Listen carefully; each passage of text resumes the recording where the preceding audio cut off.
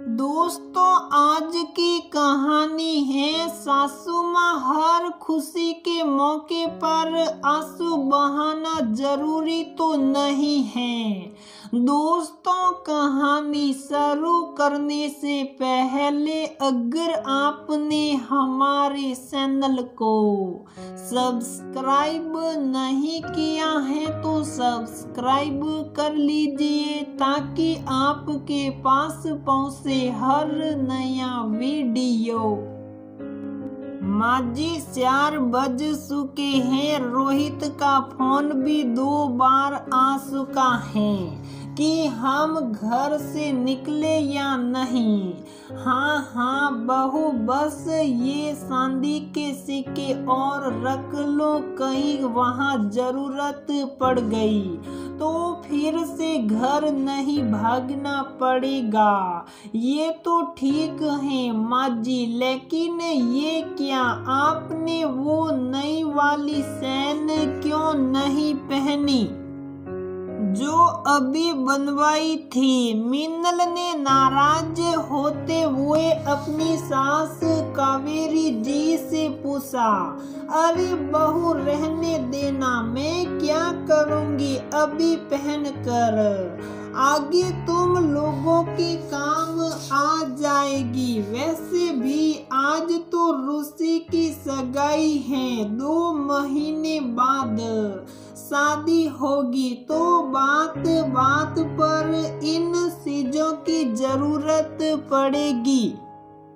हर बेटी की माँ की तरह कावेरी जी भी अपनी बेटी के लिए वो हर चीज संभाल कर रख रही थी जो उन्हें लगता था कि बेटी की शादी में काम आएगी। लेकिन मीनल को उनका इस तरह अपना मन मारना कभी पसंद नहीं आता था।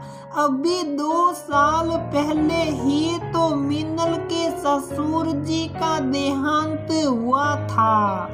बहुत टूट गई थी कावेरी जी इस घटना से, लेकिन उनके बेटे रोहित और बहू मीनल हर वक्त उनके साथ खड़े रहते, उनकी हिम्मत बनकर।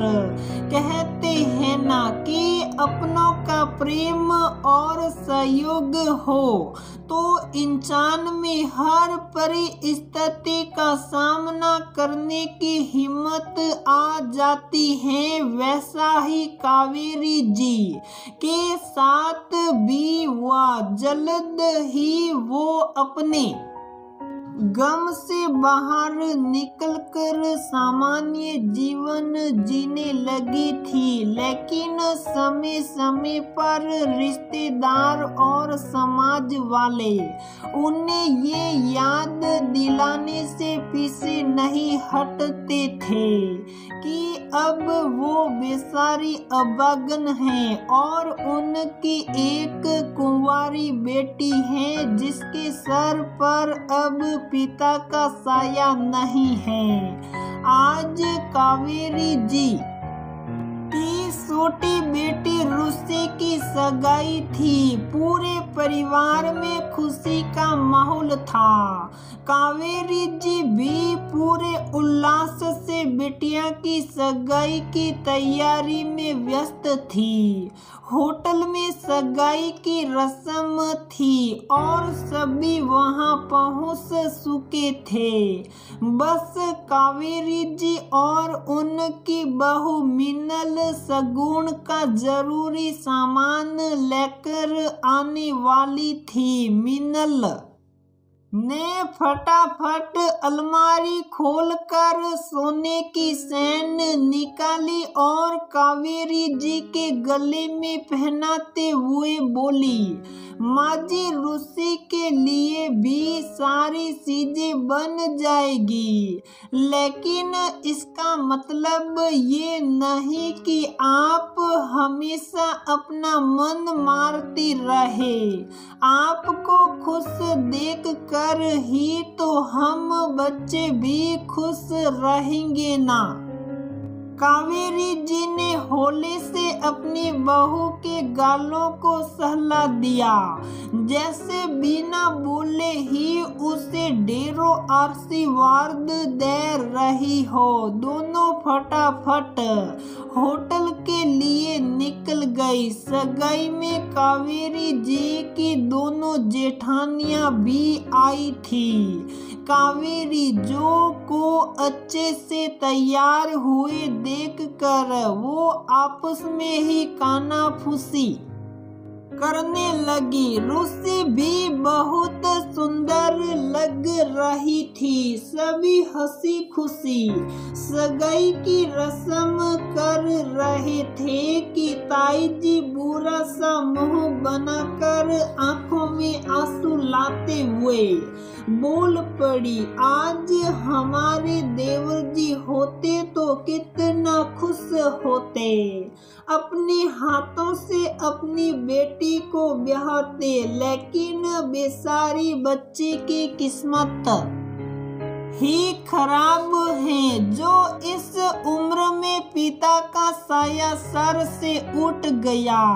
ये सब सुनकर अभी तक सामान्य बैठी कावेरी जी का मन बहुत भारी हो गया और वो उठकर दूसरे कमरे में चली गई। अपनी माँ को आस पास ना देख कर रुसी भी बेचैन हो रही थी। वही मिनल और रोहित को भी माँ को उदास देख कर अच्छा नहीं लग रहा था। खुशी का माहौल अब थोड़ा गमगीन सा लग रहा था।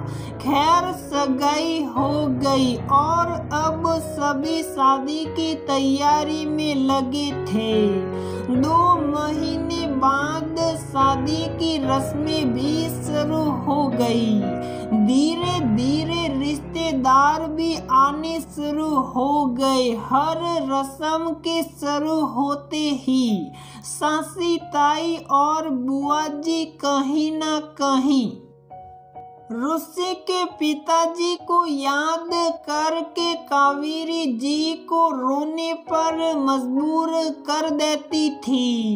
ये देखकर मिनल से रहा नहीं गया। मेहंदी के वक्त जब ताई जी ने उसके ससुर जी का जिक्र छेड़ा तो मिनल बोल उठी, ताई जी मानती हो आज पापा जी हमारे बीच नहीं है और इस बात का एहसास हमें आप सबसे ज्यादा है, क्योंकि वो हमारे बीच ही रहते थे।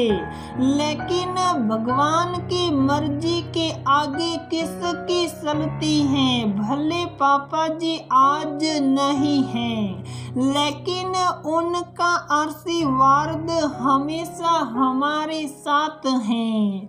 उनके आशीर्वाद से ही आज रुसी को अच्छा घर-बार मिला है। हमें तो खुश होना चाहिए कि आज हमारे घर में सालों बाद खुशी का मौका आया है। यूं बात बात पर आंसू बहा कर आप हमारे साथ साथ पापा जी की आत्मा को भी दुखी कर रही हैं।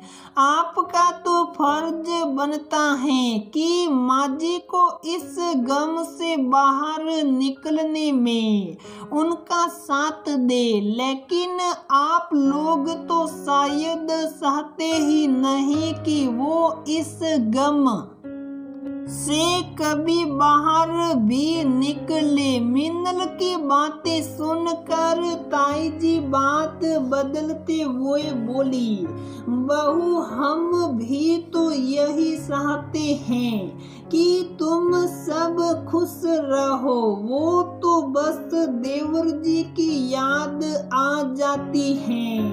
ऐसे समय पर मीनल कावेरी जी के पास गई और उनकी गोद में सर रख कर बोली, माँ जी, हमारी रुचि के लिए आज का दिन बहुत खास है, इसलिए हमें कोई हक नहीं कि आज उसे भी दुखी करे। माँ जी, पापा जी की कमी भी आज आपको ही पूरी करनी है, इसलिए आप कमजोर नहीं पड़ सकती। कावेरी जी ने अपनी आंखें पोंछते हुए कहा, हाँ बहू, तुमने ठीक कहा। अब मैं किसी की बातों से दुखी नहीं होऊंगी। चल कर तेरे ससुर जी की तस्वीर के आगे दिया जला दे। उनका आशीर्वाद हमेशा अपने परिवार के साथ रहेगा। दोनों सास बहू अपने चेहरे पर संतुष्टि लेकर बाहर आई और ढोलक की थाप पर मेहंदी के गीत फिर से बज उठे।